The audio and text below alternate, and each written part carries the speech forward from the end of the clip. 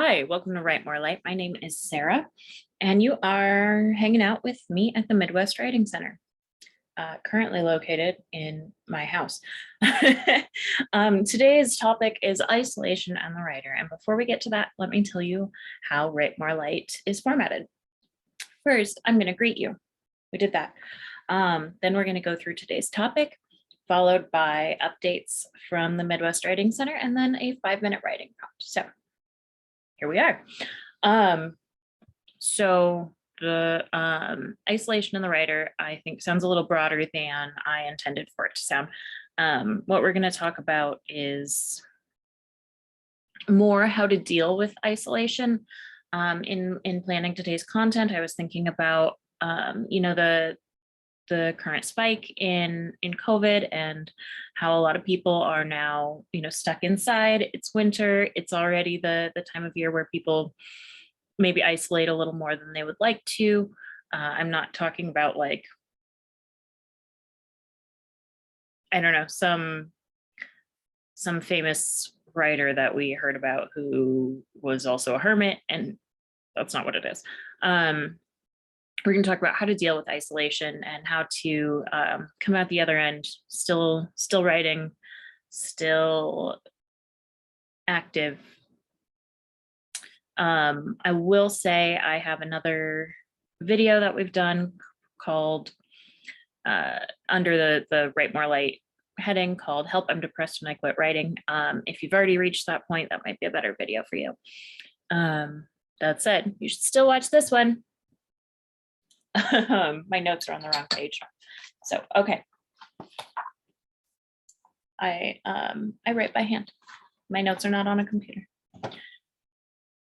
So first I want to talk about the stereotype of the reclusive writer or artist, which is, we all have this image in our head of like a writer who's definitely a cis white man in like a dim attic, hunched over a typewriter with like a cigarette and a whiskey, and he's probably unshowered, and this is just like the point of great art, which is problematic for like a lot of reasons.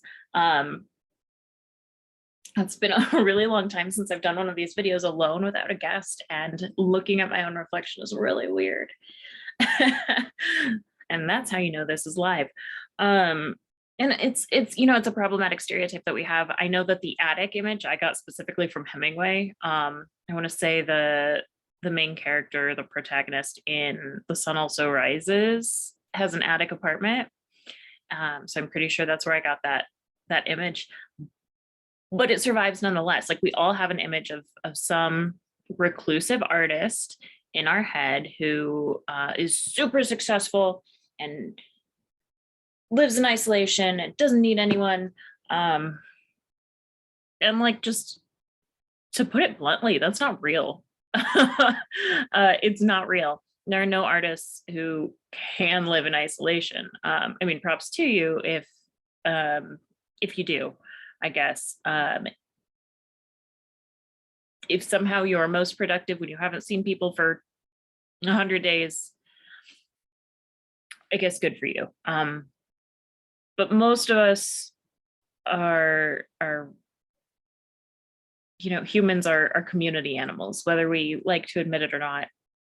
I am an introvert, and I am still a human, and so I am still a community animal. And I have the great privilege of working from home through COVID, and in inclement weather, whatever the case, I have the great privilege of not having to go out in any dangerous circumstance. So that includes lots of things.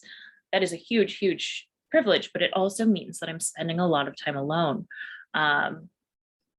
And I used to, when I would be looking for a job, I refused to look for remote work because I don't know if saying I knew myself is really an appropriate thing to say, because it's a very different world now, right? But I know that I work best among other humans. There's a workplace culture. and there's some motivation in just having other humans around. Whatever the case, I never wanted to work remotely. And now, of course, I'm very grateful that I do. But there's quite a burden, maybe. There's a weight to trying to be an artist, trying to be a human, trying to be an employee, all in the same space. 2 years ago now, sometime in 2020, I saw something on the internet that said, we're not working from home, we're living at work. And, you know, we all have these different parts of our identity, and somewhere in there is the identity of the worker, which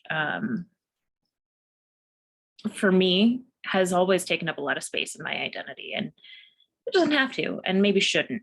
But it used to be, you know, if you're someone who is lucky enough to work from home, it used to be that the spaces where you have your different identities were separate spaces, right? I am the artist in my office. I am the worker when I'm at work. I am the sister when I'm with my sister. I am the wife when I am with my spouse. And those are different spaces or around different people. But now, working from home, living within 4 walls at all times, the same 4 walls, things get muddled, and it is reasonable for that to feel complicated. And it is, of course, reasonable for things to feel complicated when in isolation, even if you're retired or you make a living off your art, whatever it is. We all have, I want to make clear that, like, we all have very multifaceted identities and personalities, and like, work doesn't have to factor into anything, but it is an example of one thing that has moved into the home.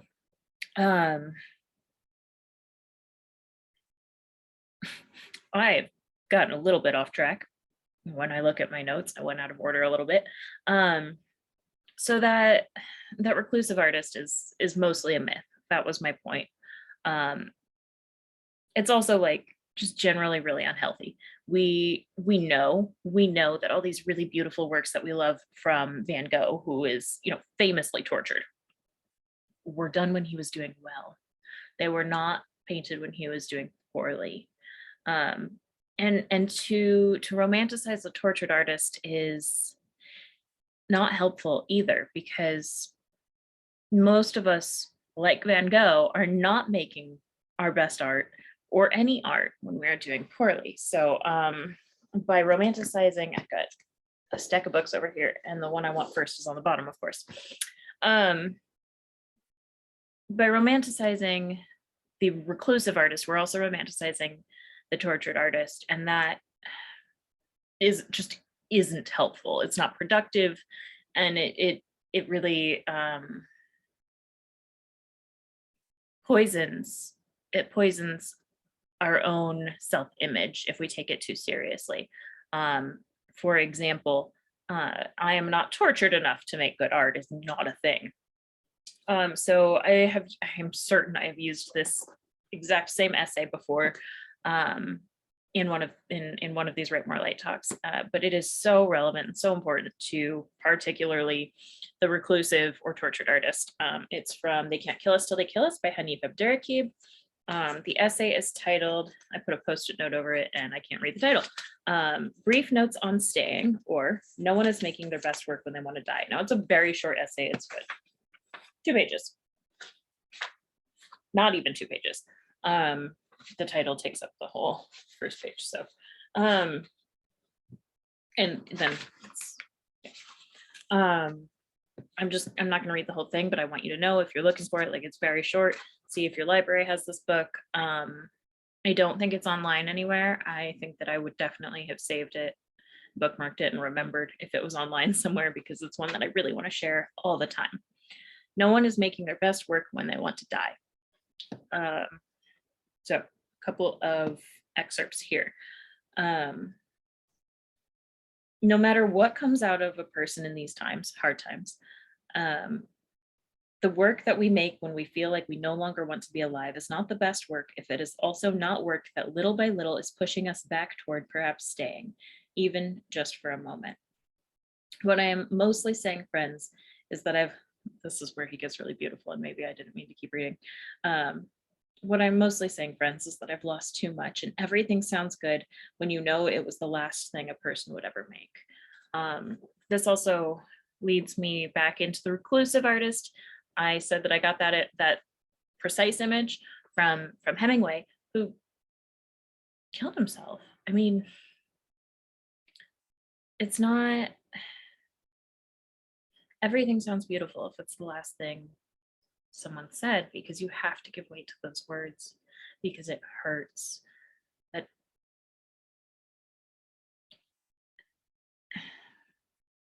doesn't make it better, though. It just makes it hurt.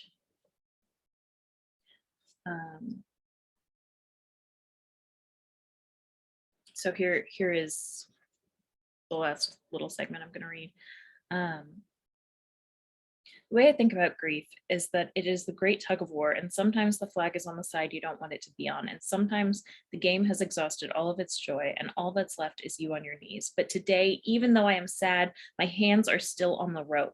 I am making my best work when my hands are on the rope, even if I'm not pulling back. That's the important thing, right? Keep your hands on the rope. The point of this, the point of that metaphor, the point of, well, not that essay, but my excerpting it right now, is the tortured artist doesn't have their hands on the rope. And when we're in isolation, we're really close to getting to that point. And we are, I mean, we can be, like, hopefully you're not. But when we think about the reclusive artist, it bleeds so closely, so easily into the tortured artist. And once we romanticize that, once we start to think of ourselves that way, our hands are no longer on the rope. And you can't be an artist if you're not here. Getting a little emotional. At the end of the day, the goal here is to survive this isolation. And I would say, no matter what you do, that's the bare minimum is acceptable. You know, just making it through, just keeping your hands on the rope is acceptable. But this is about being an artist in isolation and not depression specifically. It's so easy. It's so easy for the two to overlap. It's so easy for the longer amount of time you spend alone, the harder it gets to be alone. So I needed to make that quick jump in the beginning. This isolation will end. It really sucks. And that's okay. It's gonna suck. But we are here 15 minutes in to talk about how to make it suck less, how to keep being artists in these interesting times. Shout out to These Interesting Times, a book you can buy from the Midwest Writing Center, which is not next to me. That was a surprise. Sorry, friends. Oh, it's in front of me. There we go. I have realized I haven't checked in on, I'm sure there's no action now that I'm going to be looking at it. I'm correct. I hadn't checked in on the live video. So if you're there, if you're watching, if you're excited about isolation, that's funny phrasing. Sorry, I've been depressing this whole time. We'll get to the meat and potatoes now. So how do we survive this isolation? How do we keep being artists? How do we keep our hands on the rope, right? Okay. Everything I'm going to say is easier said than done. I recognize that. And I recognize that a lot of what I say, or what I'm going to say, comes with an amount of privilege. For example, if you're watching this right now, you have the internet, and that is a huge, wonderful privilege that not everyone has, not everyone in our country has, not everyone in our state has. But you do. So a lot of the stuff is going to be online that I'm going to suggest.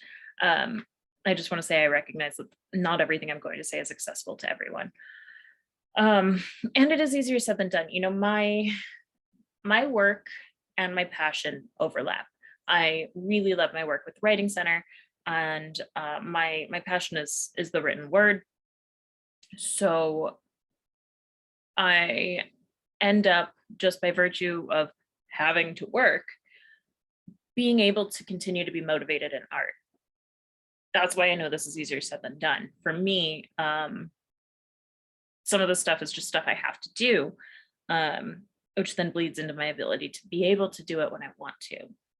I know that that too is a privilege, and I know that not everyone has that motivating factor, that catalyst.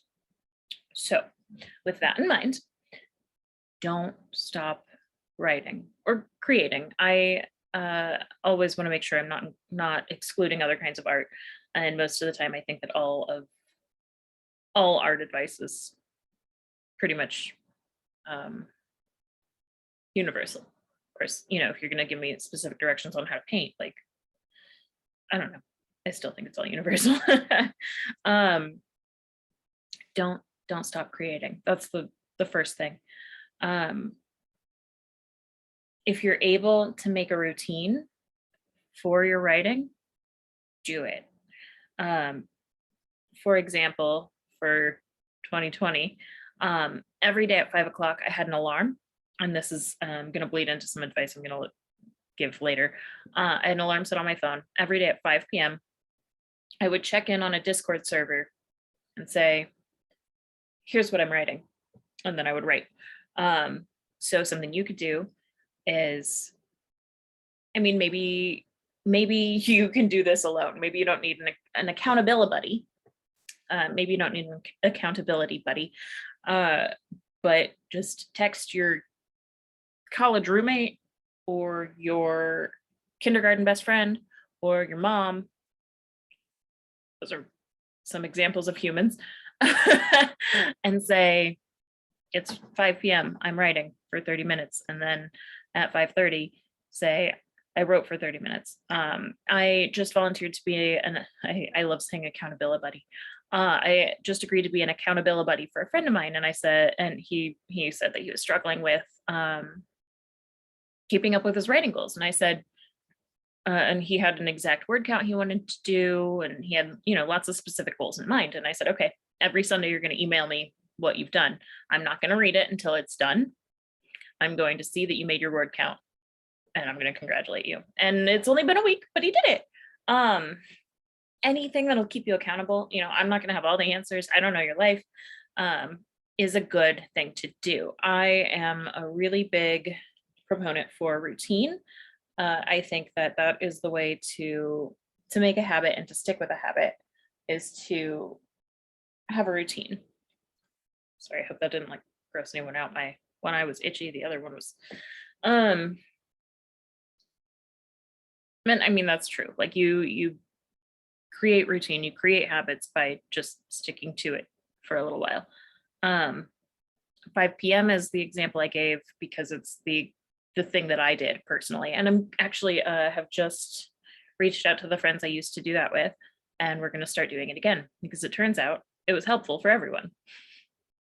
But it's the end of the workday, which is also why we chose that time. This sweater is itchy, which is also why we chose that time. So I don't know what your life is like. If you can do it at noon, do it at noon. Whatever it is, all of the wonderful famous people who give the advice say that they write first thing in the morning, before some even before they've had a cup of coffee. Of course, not everyone drinks coffee, but I really can't make words before coffee, so it's amazing to me that someone can write. Whatever it is, just if you're able to make a routine, do it. And here's something to consider: how isolated are you? If you're able to join a Discord server or a Slack server or a forum, how do I explain what those are? They're basically a forum is not what I'm describing. I'm describing Discord here, or Slack. They're basically apps for chatting, but Discord specifically has lots of, and Slack too, but I'm less familiar with Slack outside of like a workplace. They have like different communities, which are the servers, where people have different goals, and there are a lot out there. So if you can probably just do an internet search of like Discord server for fantasy writers, whatever it is that is your thing. Now you'll have to, actually, you don't have to get the app. You can do it in browser too. But you'll have to, make an account or whatever, but then you'll have this community of writers who probably one of them is doing it at the same time as you. Probably one of them wants to read your work. So that's a really, really great format for doing that. And I'm in a couple. I'm not very active in them. The study group thing that I talked about doing myself was just a group of my friends. And we called it a study group, but like I did my writing, and one of them worked on his school. He's in school. And one of them worked on work, right? So just whatever it is, doesn't matter. Forums, of course, are well, like Facebook threads. This is so weird. People know what forums are, right? So it's like a static web page where people are having conversations in real time. It just well, it's a little slower than real time, I guess. But the same thing exists out there. You can probably just do an internet search for forums for creative nonfiction writers in the Midwest, or whatever it is that you're looking for. You know your search terms. I don't. And find a community that way. Something that I have actually asked, I said that my little study group was going to continue. I asked if we could do that over video, because for me personally, it helps to have another person in the room with me. I don't intend to talk to them. I intend for us to both be working at the same time, doing whatever we're doing, probably wearing headphones.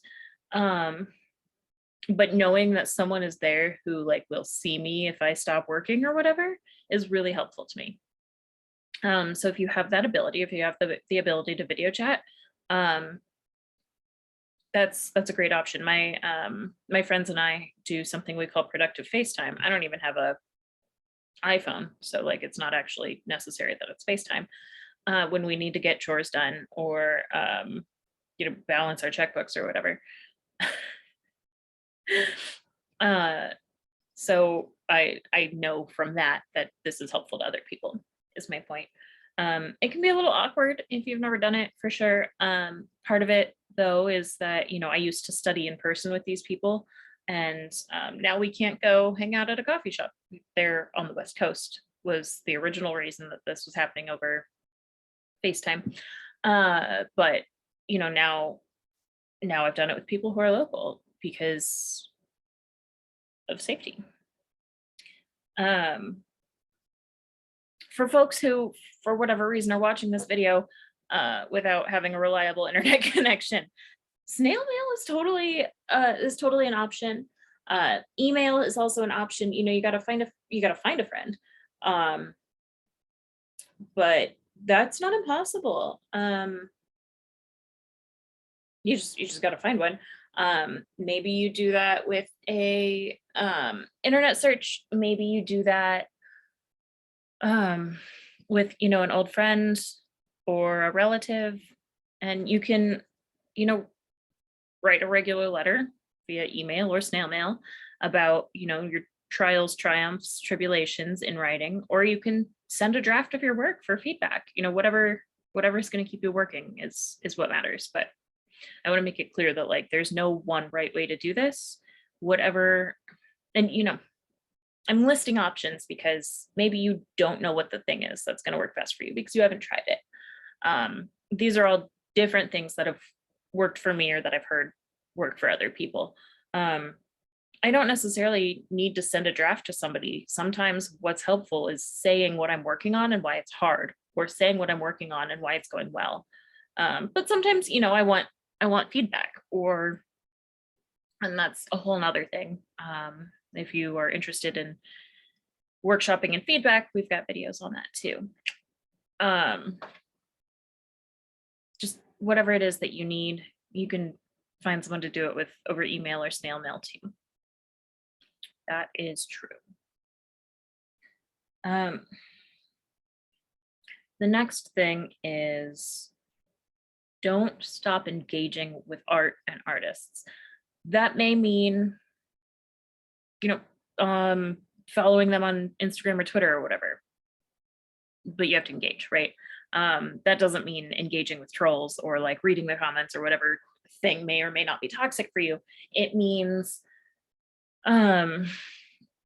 engaging with the art they're doing. I follow a lot of visual artists and dancers on Instagram, and that works sort of like intertextuality, right? So each piece of writing written today interacts with a piece of text that was written yesterday.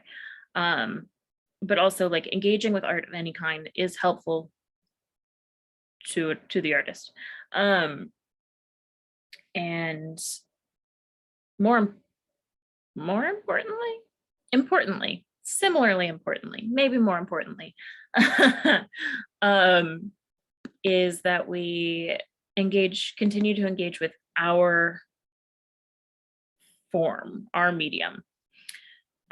So we need to keep engaging with writers and literature.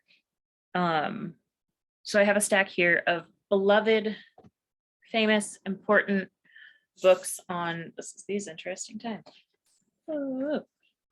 On writing, and sometimes doing that, engaging with people, talking about writing, talking about making art makes a huge difference. It is, like a friend, but without real-time interaction. I don't know, I keep looking at my list as if the books aren't sitting next to me. So Stephen King's On Writing. This is it's a craft memoir, which is a memoir on writing. There are a lot of people who do craft memoirs, and I want to talk about it at some point, but today is not the day. Memoir, of course, is like an autobiography. It's the story of my life, but specific to being a writer. So in this, Stephen King talks about his life, but he also talks about how to be a writer. This book, I know, has been very generative for a lot of people. It has helped them be writers. It has helped them feel better about writing, and it has helped them be more generative. So that's why these things matter. This book I have not read. It was a gift. Shout out to my aunt who gave it to me when I was like in middle school or something. Maybe high school. I don't know. It's been a long time. It's an old book that it's got a border sticker on it. Bird by Bird by Anne Lamott. People swear by this book. I have not read it. I'm very flattered that however old I was when I received it, my aunt perceived me as a writer and believed in me as a writer. Subtitle is Some Instructions on Writing and Life. I cannot tell you more about it except that people are obsessed with this book. Okay, so last week we had Elaine Olson on, and she referenced something a lot of people who have been on Write More Light have referenced, and just a lot of people in your life have probably referenced, which is called morning pages. The concept of which, as I understand it, I also have not read this book, but my spouse read this book, so that's helpful for me. And one of my cousins who I'm close with read this book. And it's, as I understand it, you just write, can't pick up that pen for 30 minutes or 15 minutes. There's a set amount of time.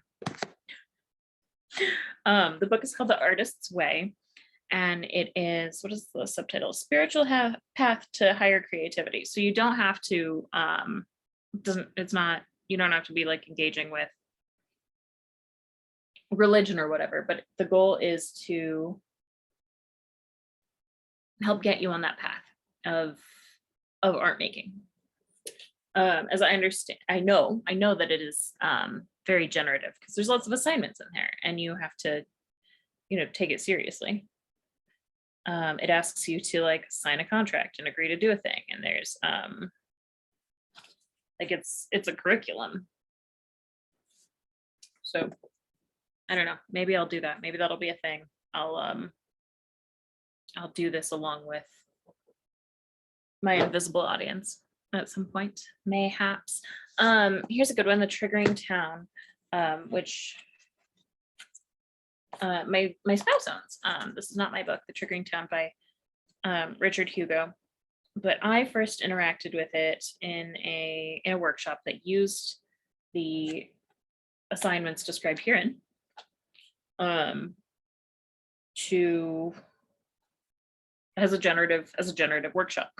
So it's lectures and essays on poetry and writing, and it is definitely very generative. So part of this is Richard Hugo was, I'm always really nervous, I'm going to say Victor Hugo, different people. Richard Hugo is a teacher and a writer and a poet. And so no matter what, when he's talking about engaging with the craft, it's going to be generative, because, you know, the goal of your writing teachers is to get you writing. It's a really, really excellent book. It's very small, 109 pages in total. Really, really excellent.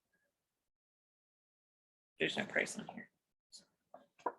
It's a well-loved book. I was gonna say, and you can, nobody's paying me to hawk that book. This one was a gift from a good friend of mine. It has gotten wet. The Writer's Portable Mentor, A Guide to Art, Craft, and the Writing Life.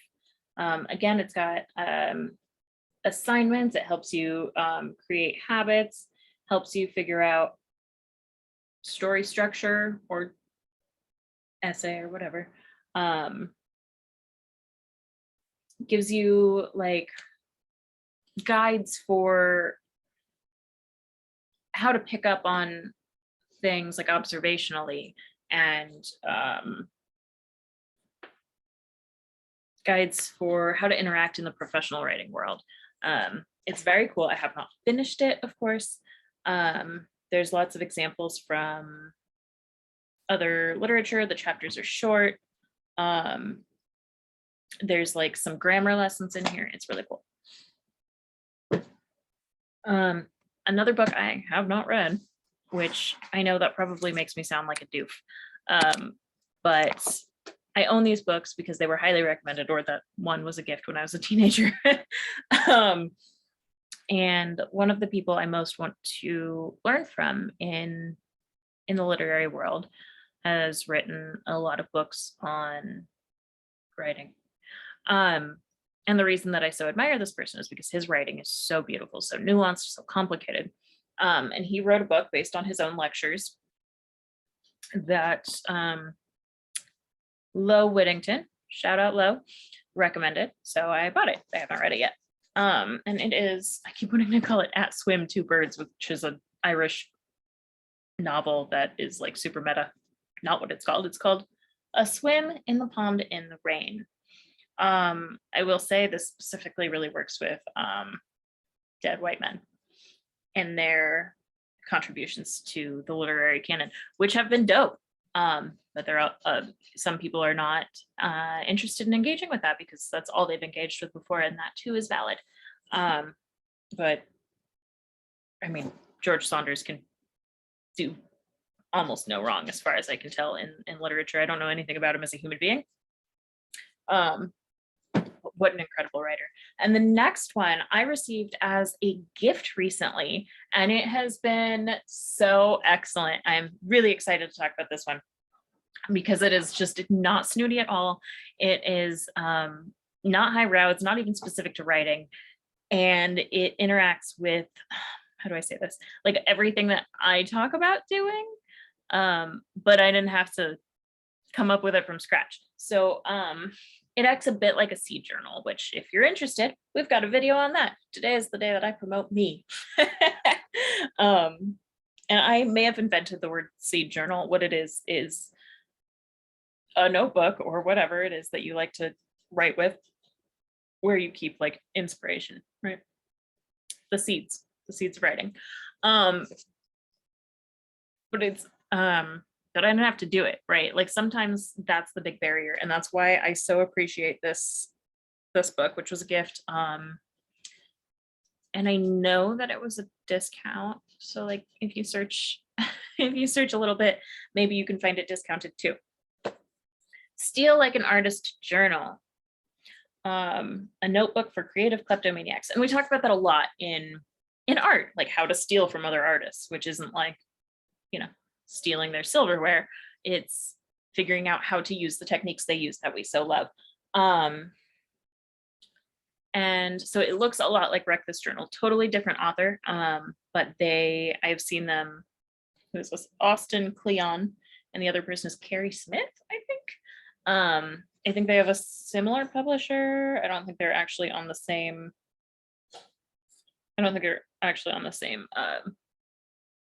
imprint or whatever. I don't know that. But I have seen them work together, which pleases me. So I'm opening it now and I'm just gonna show you some pages. Oh, it says this on the back too. How to use this journal: carry it wherever you go, do at least one exercise every day, repeat the first 2 steps until the pages are full. It says that back here. I haven't gone in any kind of order, and I'm not even like writing in it because I want to save it. So I'm doing them in a different notebook because I want to be able to use it forever, right? I find it so useful. Draw a map of your typical week, a map. And then ask questions after you draw that map about the map. Ask someone to coffee. Afterward, write down everything you remember about the conversation. Make up 10 pseudonyms for yourself. And some of this, you're like, why would that be helpful? It's all helpful. Like, that's what's amazing about it. Everything is helpful. Everything that is generative is going to be helpful. Make up a really good lie about yourself to tell a stranger. Invent a whole story to back it up. Comes with this pocket. Yeah, you can see that. This is your swipe file. It's a place to keep stuff you've stolen. See something worth stealing, put it in the swipe file. Need inspiration? Open up the swipe file. Again, probably don't steal somebody's silverware or whatever, but like stickers or business cards or like, I don't know, placemats. I don't know. I don't go out in public. That was the point of this. Trace a shadow. Oh.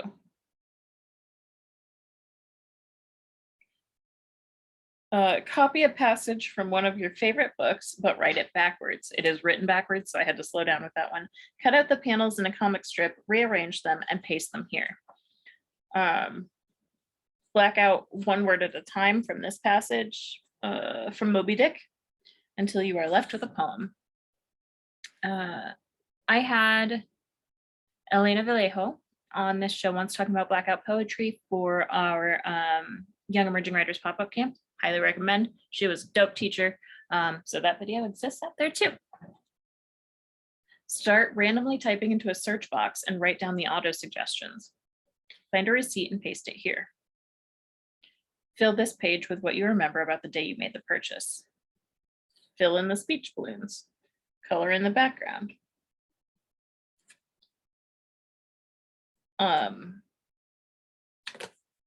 It's anything that's generative is going to be helpful, which is why I so love this in particular, because the work necessary to create a seed journal is maybe not much on a good day, but on a bad day, it's a lot.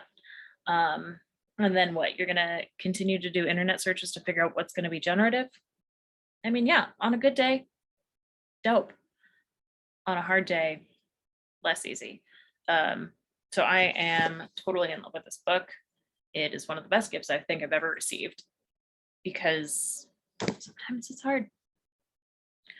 Okay. Next step, we're almost done. I thought that this would be a really short video, and it's not. Can you self-discipline enough to follow your own curriculum, right? If you can, cool, like make up your own curriculum. If not, you know, if if like you're not sure, you can use one of these books that has a curriculum. This is me flipping through poorly. There's another one. Oh, that's different. You could follow this day by day. And also keep in mind, like your library probably has The Artist's Way. Your library probably has The Triggering Town, On Writing, and Bird by Bird.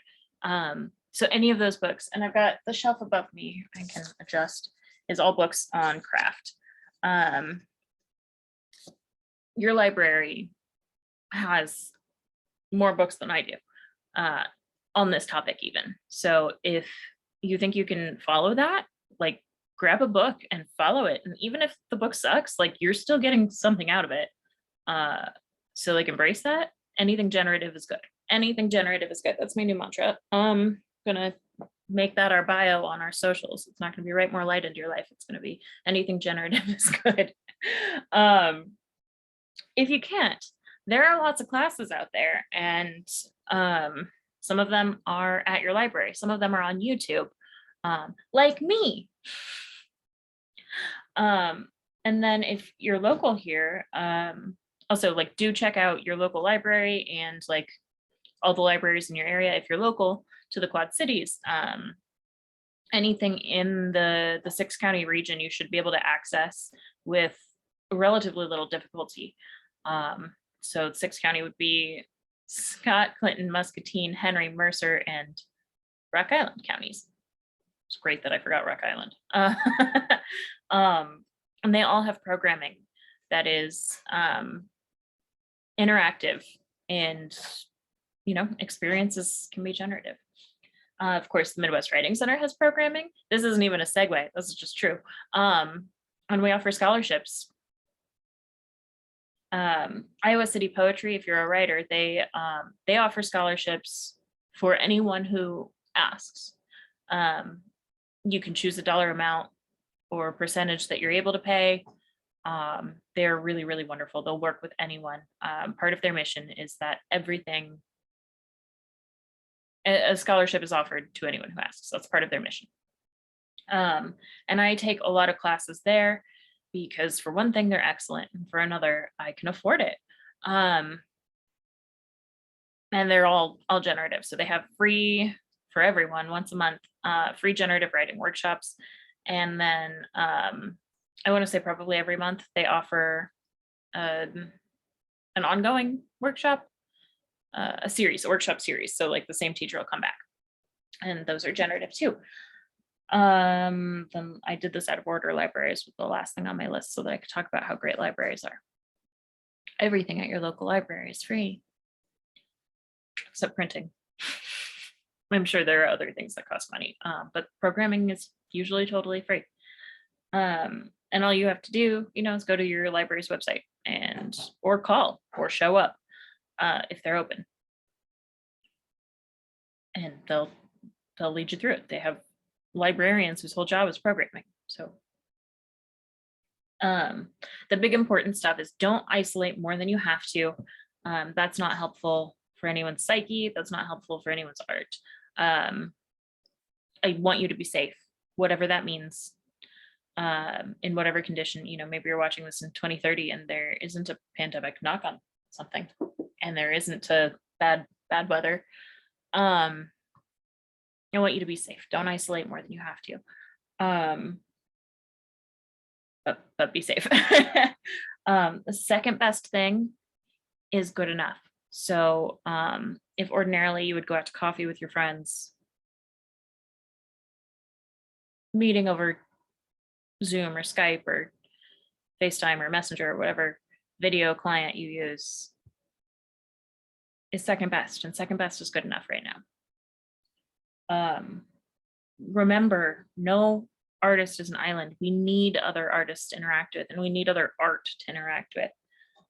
So also part of engaging with art, with literature, with writers is reading whatever it is you like to read. Not just these books on writing, which are, I'm giving the advice of these books because they're generative and they're on craft, but like read novels or memoirs or comics or poetry, whatever it is you're into.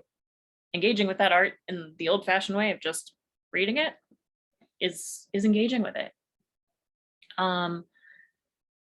Yeah. We need, as artists, we need other art. We need to interact with it in every way. So looking at this shelf here, there's a lot of novels here. There's a lot of essays here, but I can see, what was the thing I was looking at? Oh, up here. This is a book on, no, that wasn't it. This is a book on grammar though. Okay, here it is. 33 and a third is, they're on a different shelf, I can't reach. But they're these little tiny books on the author's favorite album, music album. This is how to write about music. And then I've got the B-sides. So what this is single essays on a single track or a single album that are not book length. They have these on their website.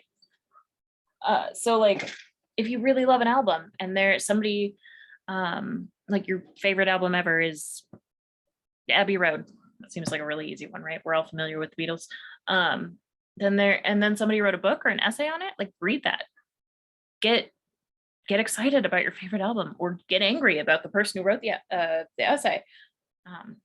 That's engaging with art. That's engaging your feelings, which are what, motivate us a lot of the time. That was my last note, actually. and well timed, because it is 10 till and it is time for me to tell you what's up at the Midwest Writing Center. And I brought my calendar for once. You don't know what this is, just looks like a notebook. Sometimes I forget my calendar and I'm just listing things from the top of my head, and that is much less helpful than actually knowing the events in the order that they're coming. So this Thursday for Write More Light, I will be talking about something that's not in my calendar. Reading local. Yeah. Okay. I remember. I'll be talking about how to find local authors, how to get out of this idea that a lot of people carry around that like local doesn't mean good. And then if you're worried about that, how to discern where the local authors are that you want to engage with. I will not be I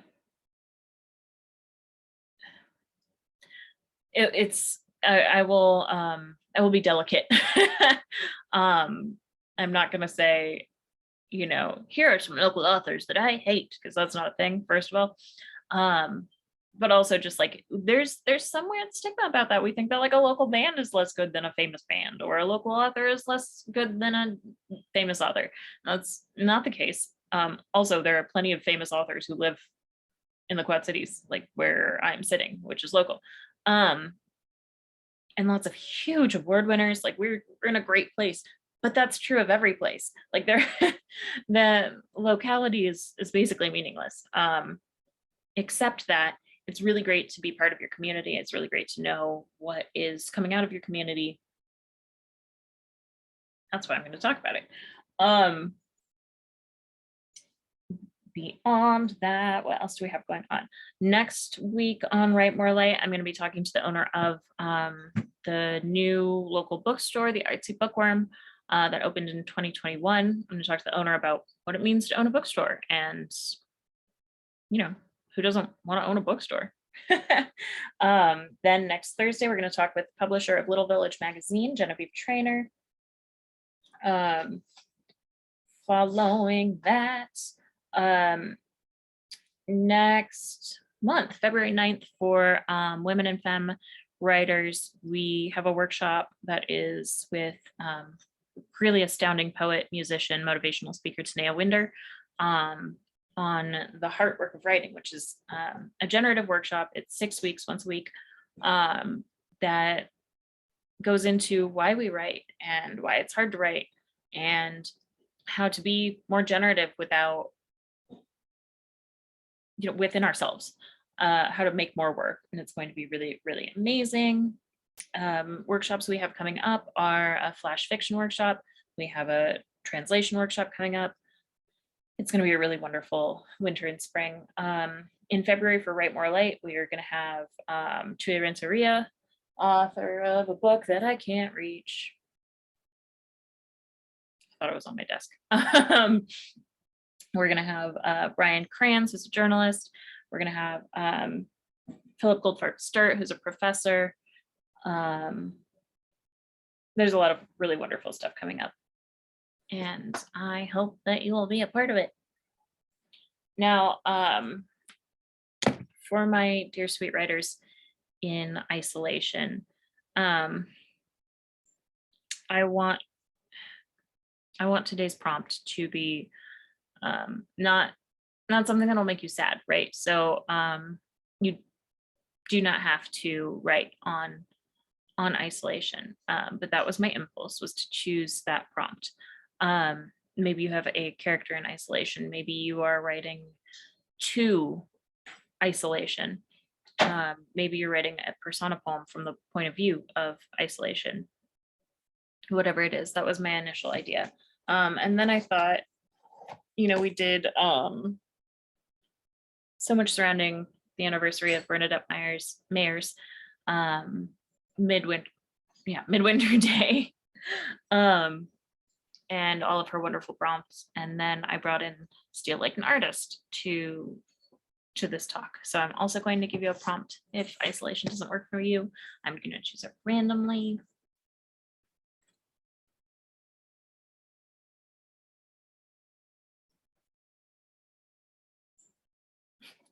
I said randomly, but the first thing I popped up with was write 10 pseudonyms for yourself. And I was like, but I already said that.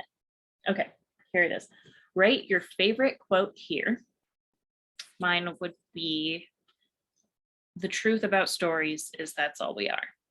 And then say it 5 different ways. Because of the nature of this prompt, I'm going to just excuse myself and do it on my own. You'll do it on your own. That one might take 5 minutes. It might take 1 minute. It might take 20. I personally like the idea of scrambling the words up. Another game I like to play is scrambling up punctuation, because things are different with different punctuation. But maybe you're just keeping the meaning and using different words. Whatever works for you. Whatever the case, I'm grateful for you joining me today, and I hope that you write more light into your life.